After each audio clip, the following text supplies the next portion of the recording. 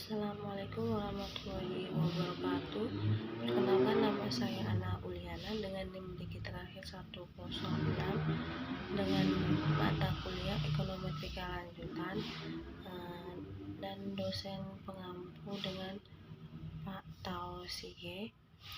Di sini saya akan mempresentasikan hasil paper saya yang berjudul Pengaruh Ekspor dan Inflasi Terhadap Pertumbuhan Ekonomi di Indonesia Sebelum dan Sesudah Pandemi COVID-19. Yang pertama, pendahuluan. Kenaikan PDB negara dapat digunakan untuk mengukur pertumbuhan ekonomi. Perhitungan PDB dan PDB per kapita juga dapat digunakan untuk menganalisis tingkat kesejahteraan sosial suatu masyarakat. Dan angka PDB per kapita dapat digunakan untuk mencerminkan tingkat produktivitas suatu negara. Sudut pandang ini juga didukung oleh Nainggolan yang menyatakan bahwa pertumbuhan ekonomi itu berkaitan dengan output per kapita yang mempertimbangkan dua faktor, yaitu output total dan jumlah penduduk. Karena output per kapita dihitung dengan membagi total output dengan total populasi. Dimulai pada kuartal tahun 2020, wabah COVID-19 itu berdampak signifikan terhadap perekonomian Indonesia. Hal itu dipicu oleh undang-undang terkait pembatasan sosial berskala besar yang menyebabkan sejumlah daerah melakukan lockdown sebagai upaya menghentikan penyebaran COVID-19.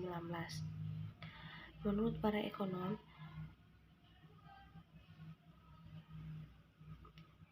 pandemi COVID-19 itu kemungkinan besar akan mengakibatkan keadaan deflasi pada tahun 2020.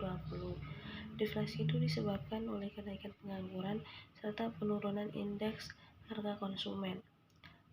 Dengan tingkat inflasi itu sebesar 1,68% yang merupakan tingkat terendah yang pernah dicapai dan jauh di bawah target pemerintah yang ditetapkan dalam PMK nomor 124/PMK 010/2017. Indonesia itu ternyata mengalami deflasi. Kemudian ada tinjauan literatur itu ada tiga. Yang pertama itu pertumbuhan ekonomi. Teori pertumbuhan ekonomi itu umumnya termasuk dalam salah satu dari dua kategori, yaitu teori pertumbuhan ekonomi klasik atau teori pertumbuhan ekonomi saat ini. Neo sudut pandang yang diambil oleh teori pertumbuhan klasik itu adalah sudut pandang yang berbeda yang menekankan penawaran. Kemajuan unsur-unsur produksi diperlukan untuk kemajuan ekonomi, sesuai dengan teori Abramovitas dan Solow. Teori pertumbuhan Rostow dan Kuznets adalah sejenis teori pertumbuhan ekonomi kontemporer. 5 fase pertumbuhan ekonomi menurut Rostow itu adalah tahap masyarakat tradisional, tahap lepas landas, tahap lepas landas prasyarat, tahap lepas landas, tahap menuju kedewasaan, dan masyarakat konsumsi tinggi. Kedua itu inflasi.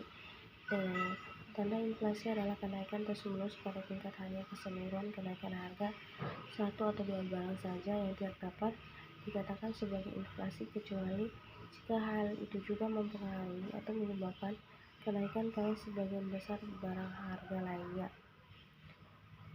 Kemudian ada ekspor. Berdasarkan pengetahuan tentang ekspor ini, operasi ekspor setiap negara itu dirancang untuk meningkatkan pendapatan negara tersebut. Hal ini karena kegiatan ekspor itu merupakan bagian yang signifikan dari total pengeluaran, karena ekspor memiliki dampak yang signifikan terhadap tingkat pendapatan nasional. Kemudian ada metode penelitian. Terus ada analisis data itu. Di sini analisis yang digunakan adalah regresi dengan model dummy dengan variabel terikatnya itu laju pertumbuhan ekonomi atau GDP, variabel bebasnya itu inflasi, dan variabel dummy-nya itu adalah COVID-19, yaitu 0 itu ketika sebelum COVID-19 dan 1 itu ketika sesudah COVID-19. Terus ada jenis data. Sumber data dalam penelitian itu menggunakan data sekunder berupa laporan publikasi, inflasi, dan produk domestik bruto Indonesia dari tahun 2015 sampai 2020. Jenis data yang digunakan dalam penelitian itu menggunakan data kuantitatif dilihat dari waktu pengumpulannya itu. Maka jenis data pada penelitian itu menggunakan data time series yang diambil dalam periode 2015 sampai 2021. Data yang digunakan dalam penelitian itu adalah laporan publikasi tingkat inflasi dan produk domestik bruto Indonesia pada periode 2015 sampai 2021. Terus ada analisis data. Ini teman-teman bisa lihat analisis datanya. Selanjutnya itu ini perhitungan. Berdasarkan perhitungan Arius itu dapat diperoleh persamaan model dummy sebagai berikut. Ini teman-teman bisa lihat ini dengan aspek value-nya itu sebelum dan sesudah COVID-19. Jadi kesimpulannya itu hasil perhitungan itu menggunakan data sekunder di atas dengan variabel dummy yang tidak berpengaruh secara signifikan terhadap GDP, dan inflasi itu berpengaruh negatif terhadap GDP, dan ekspor itu berpengaruh positif terhadap GDP. Mungkin hanya itu yang bisa saya sampaikan. Kurang dan lebihnya saya mohon maaf. Wassalamualaikum warahmatullahi wabarakatuh.